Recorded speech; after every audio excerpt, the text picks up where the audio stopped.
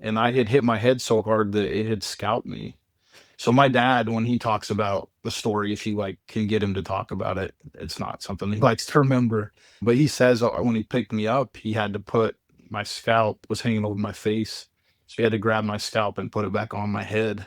Wow. And then they gave me a priesthood blessing right there on the mountain, and I gained consciousness right after that blessing. And I started to talk. And my dad said the first thing that I started talking about was baseball.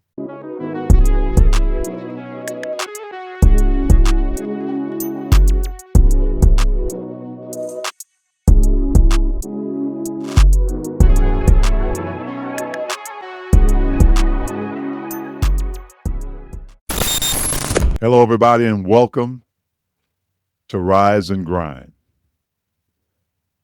Porter Ellett learned early that life doesn't wait for perfect circumstances.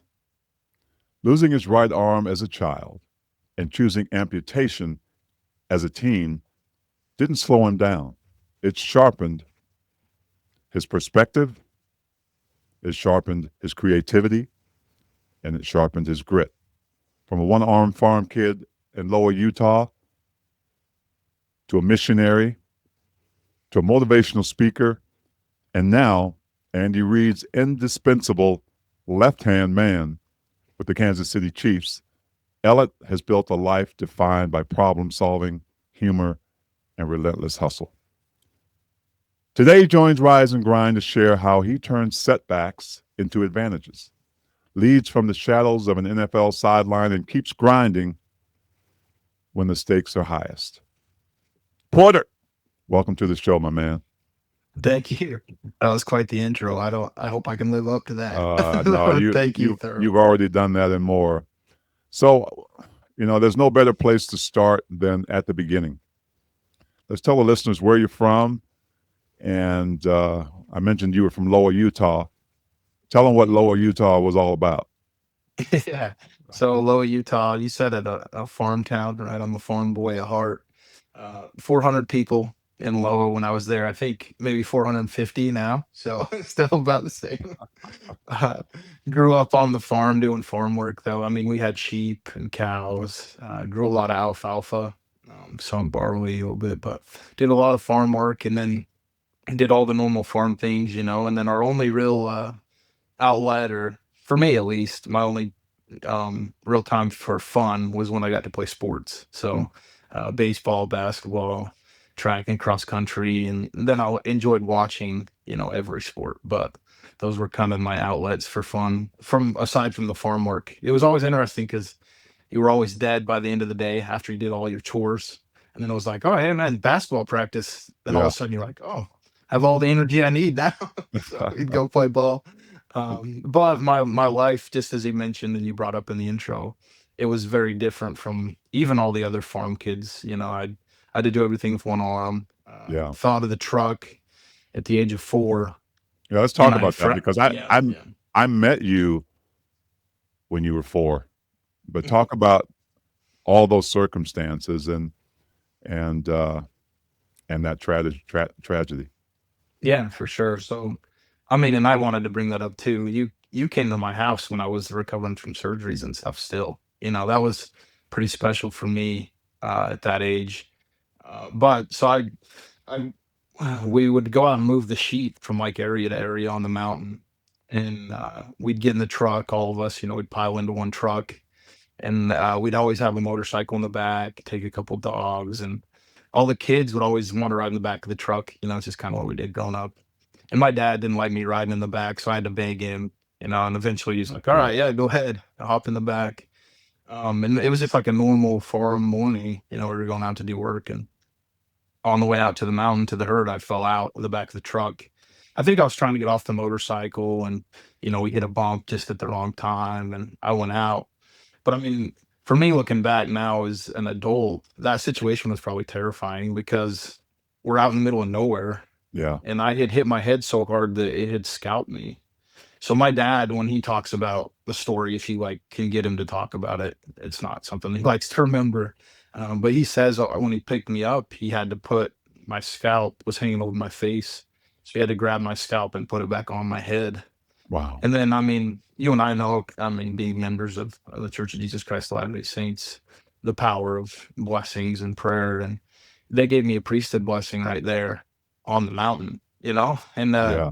I gained consciousness right after that blessing. And I started to talk. And my dad said the first thing that I started talking about was baseball, you know, like ball and a bat. And then they had to drive me into town while they were out there. This was kind of a miracle in and of itself. Where I fell out was close enough to a Forest Service like station that they could call for air support from there.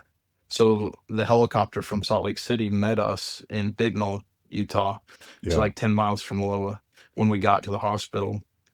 And then they flew me to Salt Lake, and immediately the issues were all like head, you know, had a Yes. skull fracture, scalp, nearly cut one of the main arteries, you know, that was leading to my brain. I had a Wow. brain bleed. So they did all that, and then they started to kind of test around and realized, oh, his arm, like his right arm's messed up here. So that's when they figured out that, hey, this is going to be more of an issue. And what I had done is detach the nerves that controlled that arm. It happens with babies sometimes when they go through the birth canal, Yeah. is they get caught, and then yeah, it'll tear all those nerves out. So that's the injury I had. And then I had Thurl thought he saw it a lot growing up, but I had what we call the dead arm after that. You know, just kind of would hang there, wouldn't grow. And I think, I mean, when I was young, I tried to kind of grab hold of a lot of really good influences in my life, you know, good examples. My mom was a big Michael Jordan fan. So like, even at 4 years old, I loved Michael Jordan. I used to pray for Michael Jordan when I first learned how to pray, you know, so like little things like that. But for me, it was interesting because you came to our house, you know, when I was still hurt, and I think that was a big deal for me because I mean, you know, Lola, and I've heard Yeah. you talk about, you know, you married into a family that was from Central Utah. Yeah. That was our Uh, connection, really. yes, yeah, Yeah. Craig Southwick and Yeah. your brother-in-law, one of my favorite people. But you had been there, and there's not a lot of people who look like you where I'm from, Yeah. right? Yeah. But all my heroes look You like mean you. tall, right? Tall, yeah, that's right. Tall, dark, and handsome. So, for me, that was a big deal because all my heroes, they looked like you. They didn't Yeah. look like me, you know. Like Michael Yeah. Jordan was my hero, and you were one of them. And you walked into my house, and yeah, I just remember you were so tall, like you had to duck to get in and duck through the doors, and you had this big smile on your face. And for me, that was like a big deal, you know. Like this guy came from, you know, like Jimmy V won a national title, and here he is in Loa, Utah, um, and he's at my house, you know. And you were so Yeah. normal, like you were so nice to me and always so Yeah. kind, and so thank you for that. I think you don't realize the kind of influence you had on little farm boys in Loa, Utah. You know, like that was a big deal. So Well, thank you for that. you know, you always everyone has a platform, and that's why I wanted you on the show is because you have a big one, right? And whatever we can do to people who are in different circumstances or circumstances that we've gone through. But I want to talk a little bit more about your family because you weren't an only child, right? Talk to me Yeah, about your family. yeah. So I'm the only boy. Five sisters, three I older. Yeah. How was that? How was that? You know, well, you know, they weren't easy on me. I'll tell you that much. And then it felt like you were constantly being watched. So, and Yeah. then there was like a lot of added expectations because my sisters were all perfect, you know, Yeah. valedictorians and great athletes, and they really helped me along the way. But they were all uber competitive. Yeah. Like, you know, my sister Monique, the one just older than me, she did all the basketball camps with me too. But I couldn't beat Monique in any sport until I was like 14. And it was mostly because I got bigger and stronger. But she competed with me in everything. And when we would go out to play basketball, my mom would always say, one of you's going to come back in crying, or, you know, something's going to get broke. But that's kind of they were competitive. My oldest sister, who kind of set everything off, she was an incredible runner. She won two national championships at BYU as a cross country runner. From a small town like Loa, like what's going on, and we traveled all over the country, all over the Western US to go to these track meets when I was just little. Mm-hmm. Um, and I was, a bleacher creature, just Sure. under bleachers, throwing rocks, like Yeah. watching her succeed. But that planted a big seed in me too, as well. Like my sister's going to California and she's just running against everyone who's the best in the Western US. Like, and who cares Yeah. where I'm from, So that was cool for me, even though, I was just throwing rocks or playing in the mud, but I got to see that. So let's jump back because when you have an accident like you had, you mentioned your father not liking to discuss it. That changes lives, not just for you, but for your family. You're 4 years old, and adjustments have to be made. The loss of a limb. Talk about that transition. I mean, there's a period in there that had to be difficult for your whole family. Yeah. Oh yeah. My family had kind of already been through it in their own ways. My oldest sister, she the one that ended up being the star of everything, she had anorexia when she was really little. So they battled that and then they came off of that. And then I tried to die, so not a great start. But yeah, I mean my whole family had to adjust to like, okay, well, what do we do now? How do we treat Porter, or what can he do or what can't he do? Yeah. And it's almost like I was, we have a little baby at our house right now. He's only 3 weeks old, but it completely changes the dynamics of your house. And I think that when I got hurt, it was almost like I was reborn. Like, oh, we Mm, have like a new kid again. Like, what do right. we do with this kid and how do we treat him? And so I think there was a lot of navigating of that, of like, okay, well, can he do this? How much do we let him do? And when does it cross the line to like, oh, is this abusive or is this just us letting Right. him figure it out? Yeah. Um, and to my parents' credit, I think they ignored a lot of what maybe seemed like sound advice, Hmm. like, hey, you should help him. Like, you should do this all the time. Or, why aren't you helping him do this? And they just kind of said, like, no, he's got to figure it out. He Yeah. has to figure this out. Um, so that's what I did. And then I grew up in a great community where they let me figure it out too, Like Yes. my parents, they didn't try to hide me or, protect me. And I remember the conversations I had with them where, hey, these people are staring at me, or I hate that everywhere I go, people stare, people point, and I remember them being like, well, that it's just the way it is. That's not a you problem. Like that's just the way it's gonna be. Not trying to hide me from it or, oh well, Right. yeah, they're bad people. Like, no, like they're curious, they're gonna ask. You're different. That's the way it is. What So about little things like that. what about your dad? I feel like obviously there's probably some guilt there on his part. Um, how was he and your family able to kind of get through some of that as well? Yeah, I mean, I don't know if he has completely, to be honest. I Mm, think like when I make one-on jokes, everybody kind of laughs, except my dad. except, Yeah, it's just kind of like, oh, Um, so I don't know if he like completely has gone. I think a lot of it that has helped is like the successes that I have had. yeah, yeah, He's mentioned to me how proud he is of that. of course. Kind of a cool story that my uncle, I went to have a surgery in Houston, Texas when I was 5. And it was like an experimental surgery. They were going to take nerves out of my leg and put them in my neck. And they were kind of hoping it would fix all this stuff. And he gave me a blessing too before I went there. And he blessed me that I would be healed. Like this surgery would work, you'd be healed. And then time went on, it didn't happen. And then in high school, I had the arm cut off. So my uncle is like, man, what is going on? And we go to, like, I go on my mission, I come back, I'm giving my homecoming speech, and he's at my homecoming speech. And during the homecoming talk, he's like, man, that prayer forever ago, like, I said that, I felt it, like, I knew it was going to be true, that he was going to be healed. And then he said, he said to me, I got the most strong feeling of like, look at him. I healed Mm, him. Like, what did mm, you want? So for me, and I think for my dad, I think that it was meant to be, I think it was supposed to happen the way it did. And I think it's fun to look back and think, well, man, I hit a baseball this far with one arm, Yeah. Could I hit it twice as far with two? I was this good with one arm in basketball. Could I have been Yeah. this good with two? That's fun to talk about, but there's so many things that I developed because I had one arm that I don't know. I don't think I would have practiced this hard. I don't think I would have been as good a leader.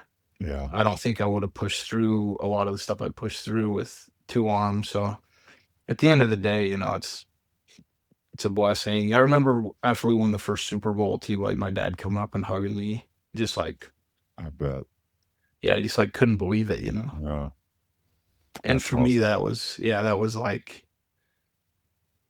I think for him, it's like, man, it's all right, Yeah. it's Yeah. okay.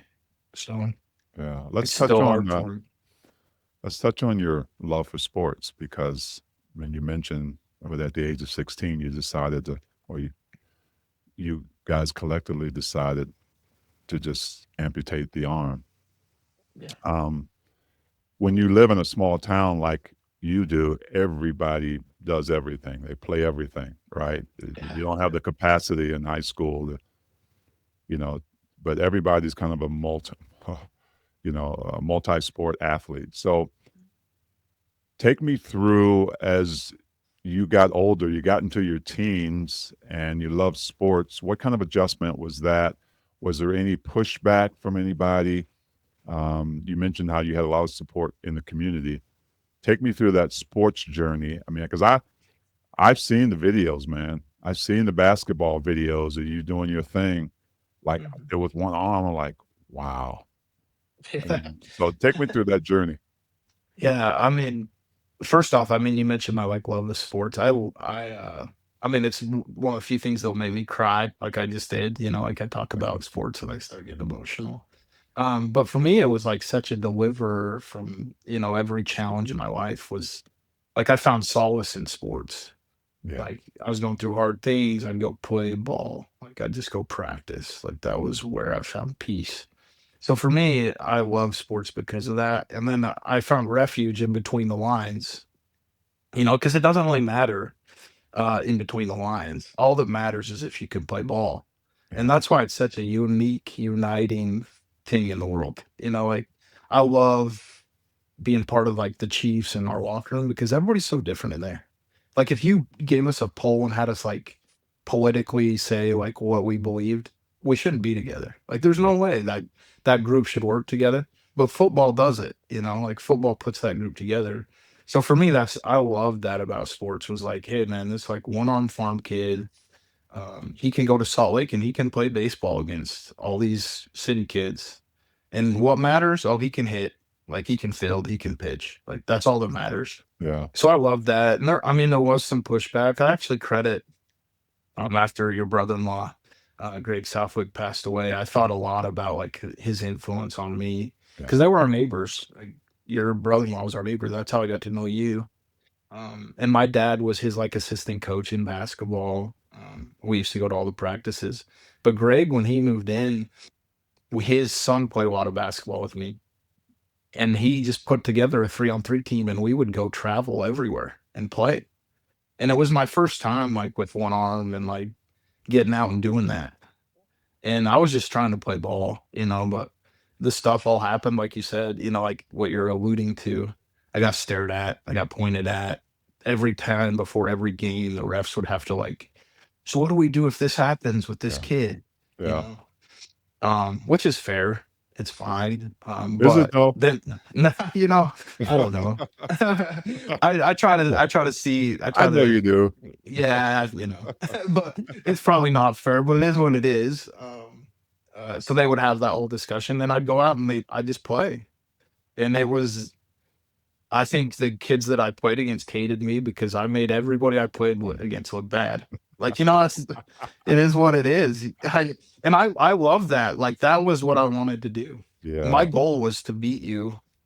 And, if I made you look bad in front of your family, your girlfriend, everybody else. Like that was icing on the cake for me. So, yeah, but it was interesting because it did raise the level, I think, of competition amongst my friends and I. Yeah. But it also, I think, raised the level of who we competed against. I think that no one wants to get beat by a kid with one arm, but also the kid with one arm doesn't want to allow you to beat him, you know? That's So that was always an interesting process. And baseball was interesting too, because I pitched a little bit, and the way that I did my mitt, I didn't do the whole Jim Abbott thing. yeah. I didn't like tuck it under my arm, and because I didn't have an arm after I got amputated, and my arm wasn't like a nub. I couldn't move it. Right.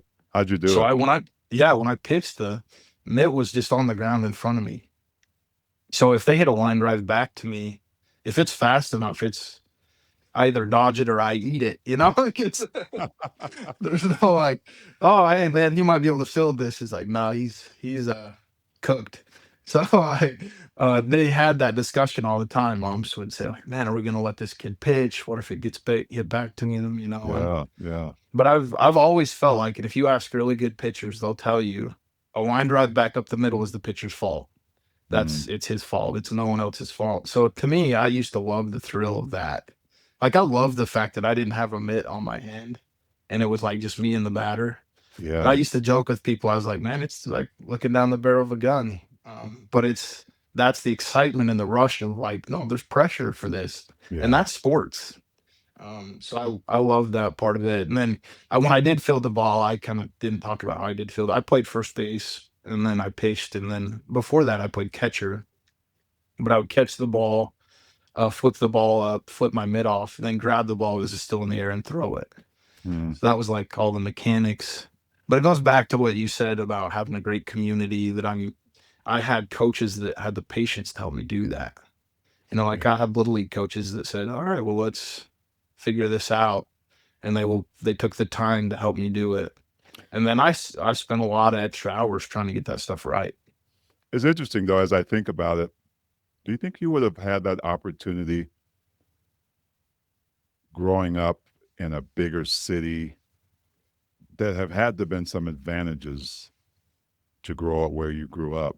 Because the number of kids, I mean, sometimes when you're in bigger cities, you're just a number, and then there's just more people to pity you and look for the next best kid. Yeah. Is that any truth to that?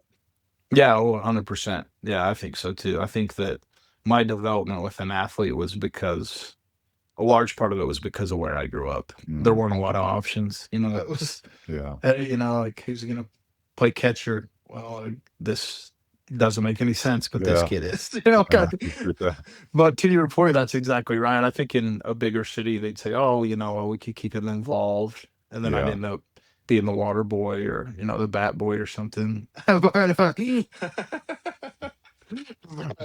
Because they needed me. And it's just what you said. Every athlete where I grew up was a multi-sport athlete. Yeah. We didn't have a kid that specialized in basketball or specialized in baseball. It was, you played everything. So no, I was given great opportunities because of where I lived. And I think you figure out, if you want to play at the next level, when you want to play in college and stuff, they'll find you, Yes.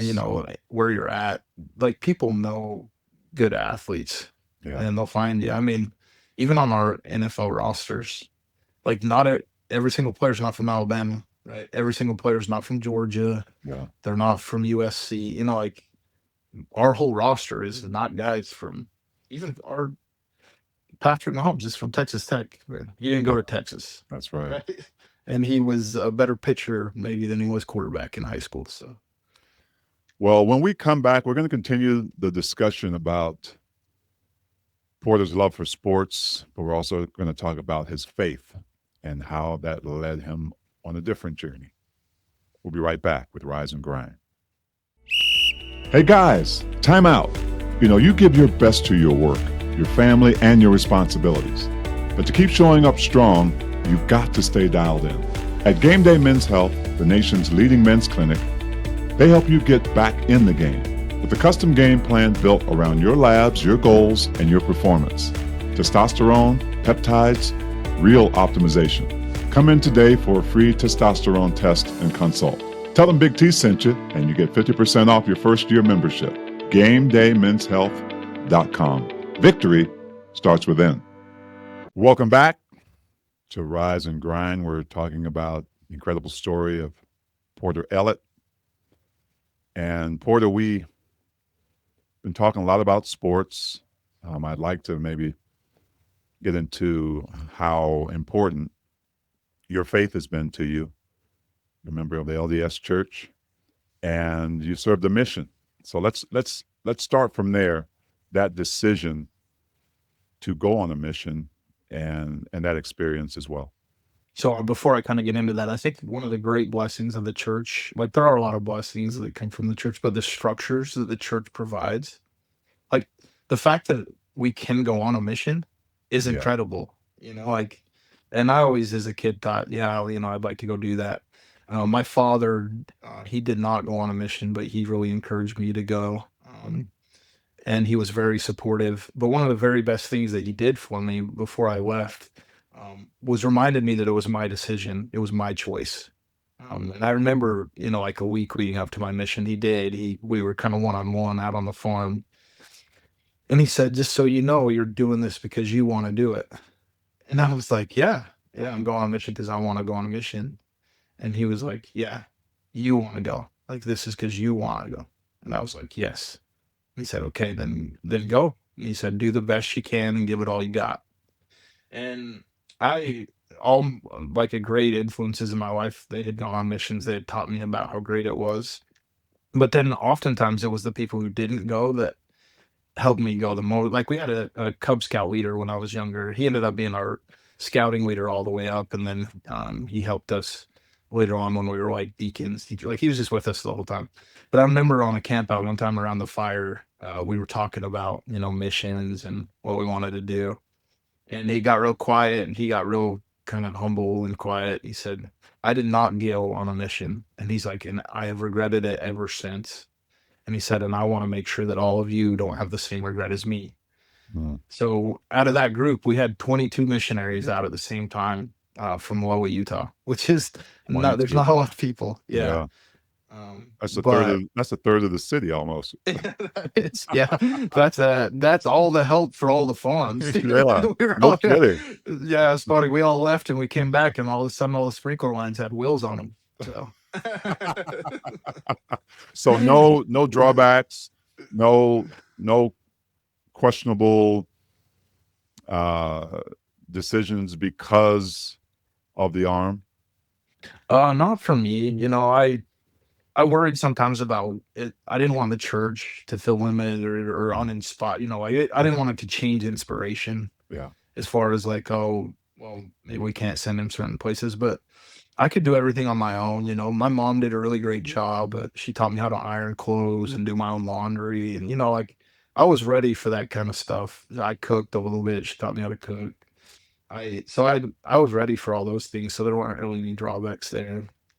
And you So served I where? think I was just ready to go. I served in Los Angeles, California. So, and one of the things about being a farm boy is you get out on the mission, and there's a lot of different stresses the mission provides. Like I remember being in the missionary training center in a room like all day, and I didn't realize that I was, I was kind of wired to be outside until that. I felt like I was going crazy. That was everything because that was like the hardest thing for me was like, oh, I got to be in this room all day. So that was hard. But when I went into the MTC, the day I went in, I remember thinking, well, my dad will let me sleep in. It's my last day at home.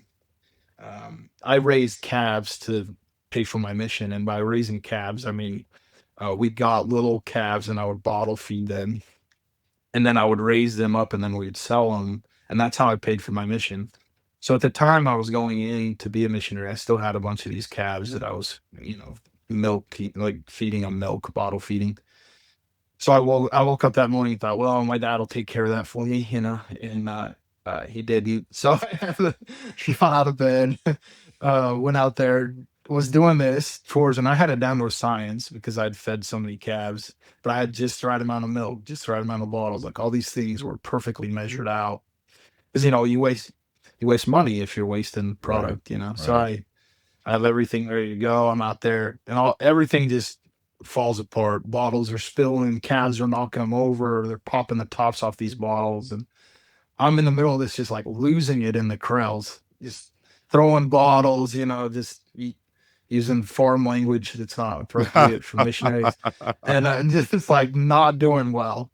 And I remember as I was doing that, I was like, I will never miss this. I will never miss the farm. Like I'll never miss doing this work.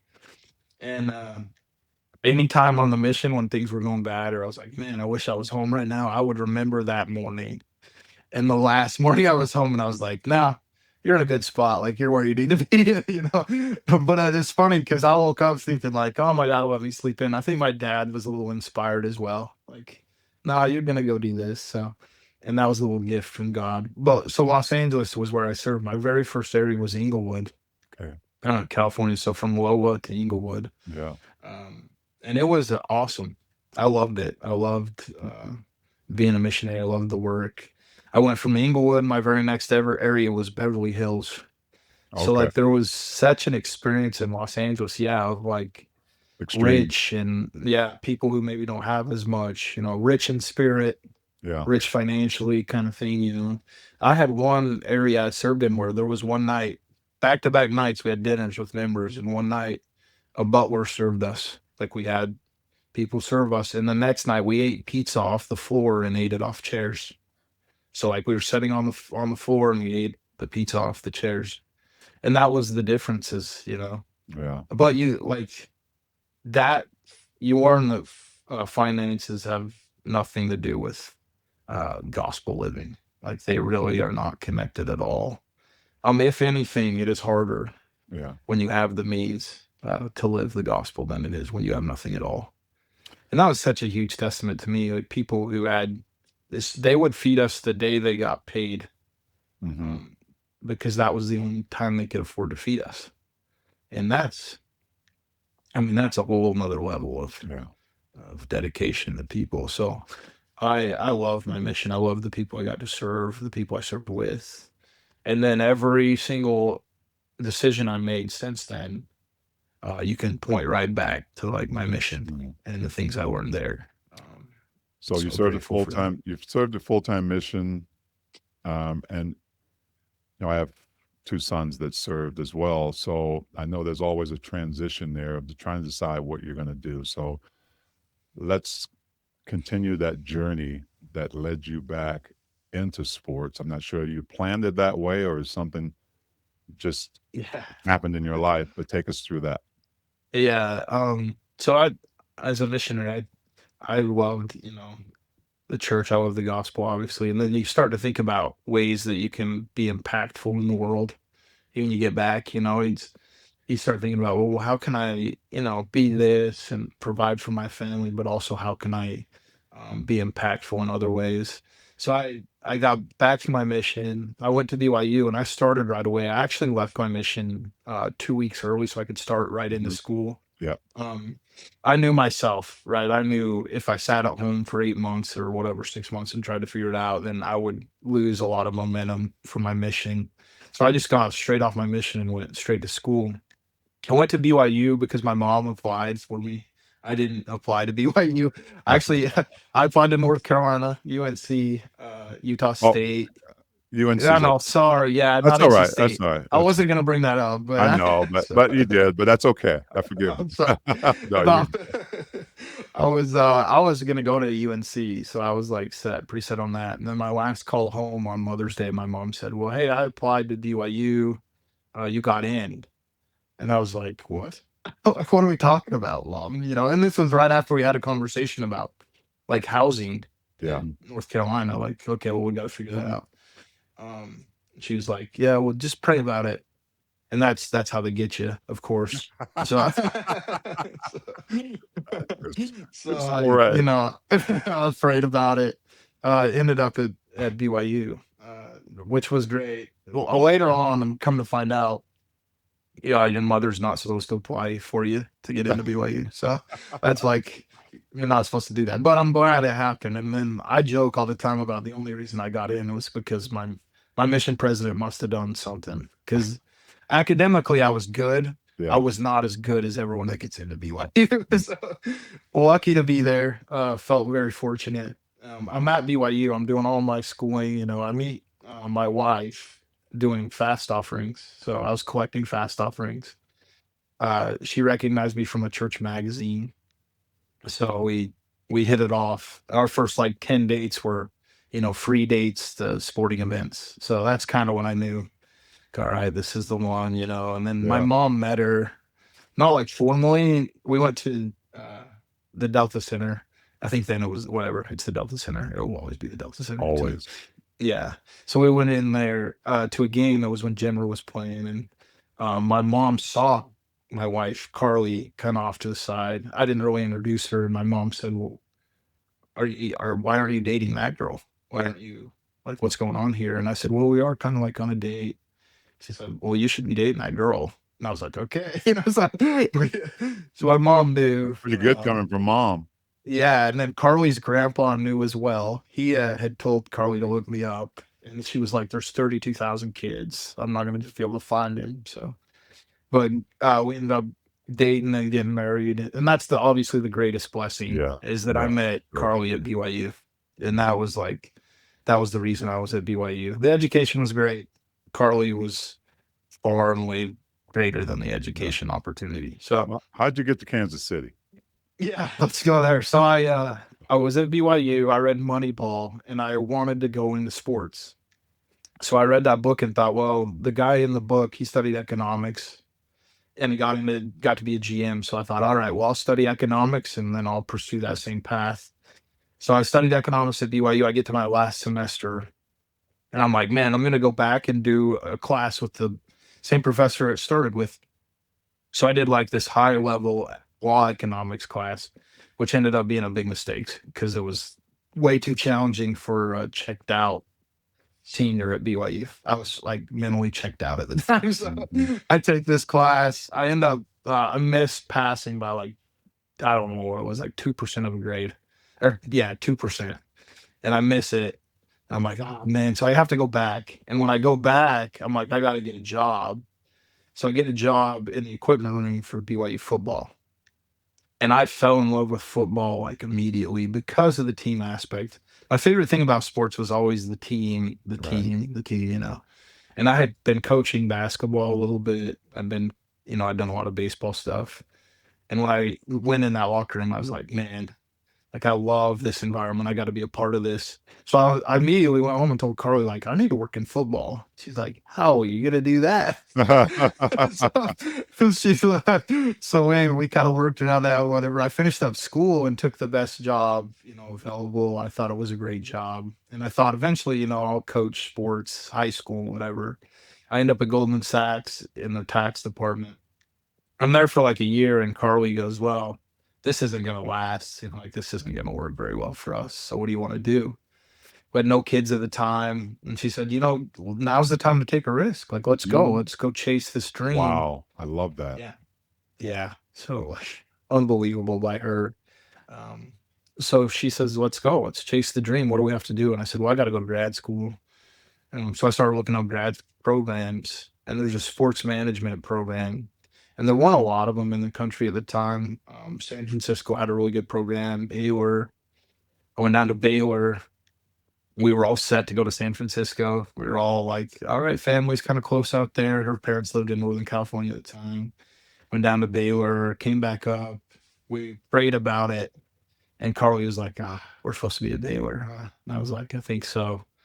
So we ended up in Texas, Baylor, and loved it. I had an awesome experience there. And we came to Kansas City for a wedding. The Temple here. My brother-in-law was getting married to a girl from Missouri in the Temple here in Kansas City, Independence.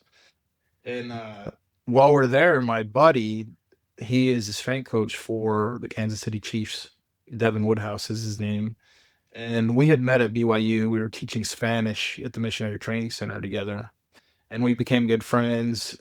And then he married Coach Reed's daughter. So that's one way to get in the door as well. But he's a great guy. He's smart. He's everything you want in a coach. Also everything you'd probably want in a son-in-law. Yeah. So he's here, and I connect with him, and I'm saying, hey, what do you got going on? I'd like to meet up. And he says, well, yeah, come meet up and then come to a game. So we go to a game. And then after the game, we end up at Coach Reed's house. He's like, hey, come over. We met Tammy at the stadium, the head coach. Yeah. And she liked us, so we started laughing and joking around. And then she said, "Hey, just have him come over to the house."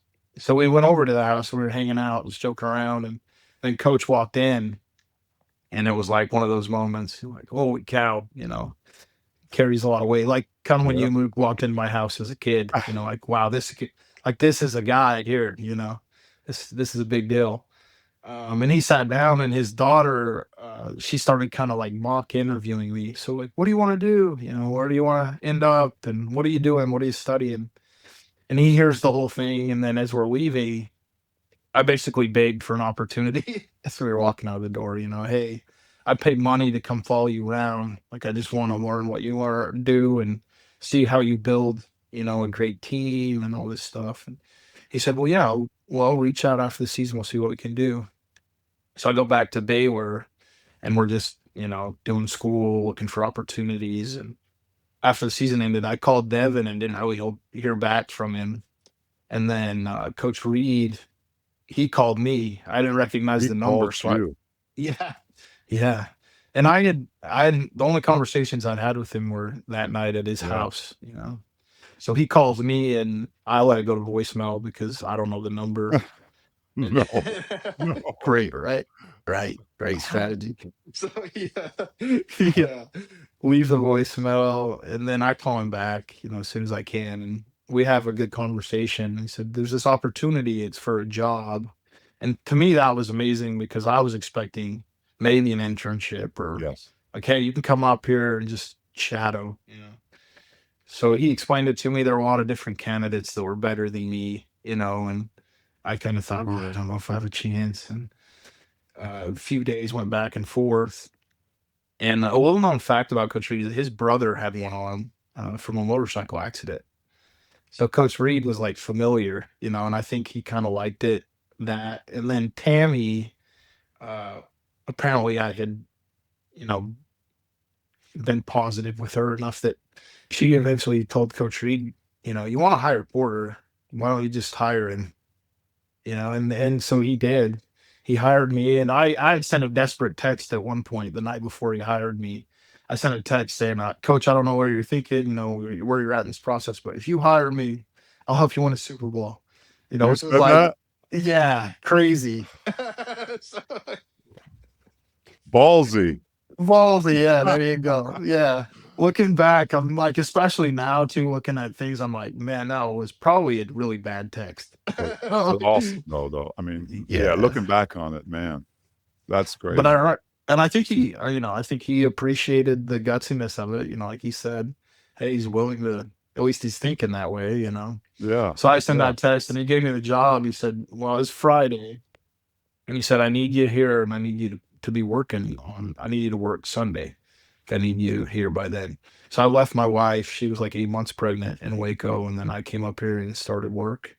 And ever since then, it's been an amazing ride. I spent 3 years as his assistant. So by his assistant, that's why he calls me his left hand man. Yeah. In the phone call initially, he had said, "You're basically going to be my right hand man. You're going to do this, this, and this." And then I said, "Well, yeah, that's all sounds good. But are you okay with your right hand man? I want a right hand." And he loved that. And he on the phone call, he said, "You'll be my left hand man then." That's And then awesome. from then on, anytime he introduced me to somebody, he'd say, "This is my left hand man, Porter Ellett." And it was always so funny because, people don't know how to respond to that. Yeah. Like, Yeah. and then we'll start laughing, and then they'll start laughing, but they love it. And I was with him for 3 years. I was legitimately, in everything, involved in every meeting, everything he was a part of. And that was an incredible learning experience for me.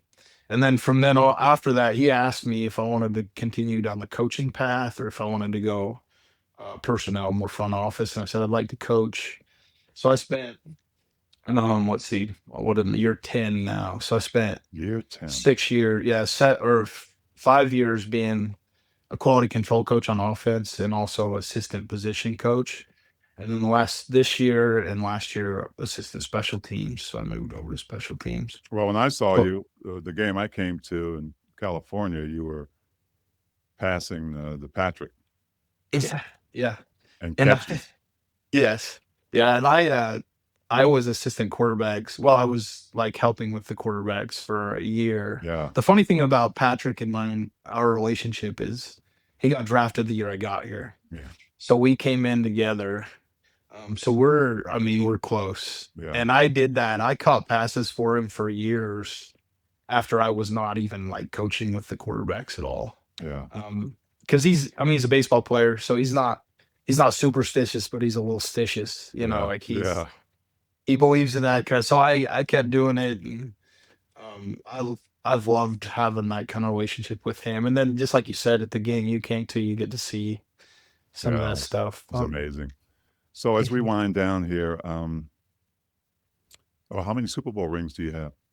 Yeah, so that's been a fun thing. So yeah, three of them. So That's we ended right. up winning three, won two in a row, which was incredible. But it's amazing how every year is its own adventure. And you know Yeah. this from your basketball days, but like the roster changes, the coaches change, um, and you just feel so lucky to be a part of the whole process. So blessed, Yeah. to be here doing what I'm doing. And you speak as well. You talk about your journey to youth as well as adults. What advice would you give young people right now? There's so much going on in the world, so many different distractions they have, so many things that they go through, whether it's physical or mental. And I'm sure you had to deal with both of those with your injury. So, what advice would you give, especially our youth right now, as they try to figure out their journeys as well? Yeah. I love the title of your podcast, Rise and Grind thing, because I think it really is a grind. It's not easy. Like life, you can pretend it's easy. You can say like, oh, I don't really have that many challenges, but we all have our own, and they're all custom made for us. Like I wouldn't take anybody else's, and I'm sure they wouldn't take mine. So I've thought about this quite often, especially what do you say to kids? I had people who have they've asked me to go talk to a kid at the hospital after they've had an amputation. Yeah, Or, in those situations, I've always struggled because I was in that situation, right? I was in the hospital and I was pissed.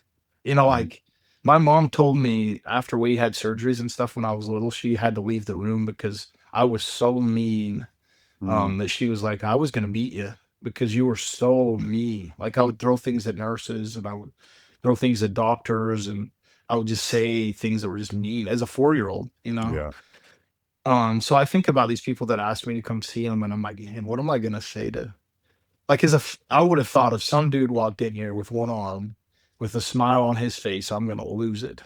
Right? Like I'm gonna like, hey man, hey buddy, everything's gonna be okay. yeah, Like yeah. I would have been like, turn around and go back. Go back out. Like this is not what I need. So I'm very cautious about those situations and like trying to tell people how to approach them. But I can tell you what I've been through, and I went into a hospital when we played the Super Bowl in Vegas. I had multiple people reach out to me about a kid that had an amputation. And he was in the hospital in Vegas. And I hesitated and hesitated. And then we got like an evening off and I was like, all right, I'm just gonna go over there. So I went over there and I remember I walked into that room and I had no idea what I was gonna say. No idea. Cause that's tough, man. Yeah, Like I went to some dark places growing up, mentally I went to some dark places where I didn't know what to do, yeah, So I walked into that room and I felt that. I felt the weight of the situation. And I remember I just talked with him, hey, tell me about what you love doing. Let's talk about it, And I wasn't a coach for the Chiefs. Like I was just me, and to me, I think that's the magical part of it is like you're enough. yeah, You don't need to be like you don't need to be Thurl Bailey, a former jazz player. Like yeah, you're enough yeah, as you. And I sat there and talked with that kid, and I showed him how to tie his shoe with one hand, mm, and I talked to him about like, hey man, you're gonna get stared at, and it's gonna suck. but make it fun, make a joke out of it, or do whatever you got to do to get through it. But to me, it's like you just got to keep going. Just Yeah. just keep pushing and keep going, and then be smart about what you're doing. Like if something's hurting you or something's causing more problems than it's creating good things in your life, just get rid of it and move on. Yeah. Like just get rid of it and go. I had to on the way to where I've been here, I've had to cut out friends, I've had to cut out influences, I've had to cut out, things in my life that I knew weren't going to help me. I've Yeah. had to do that, and it's And it's not easy. painful. No, and it is what it is, but you have to do it.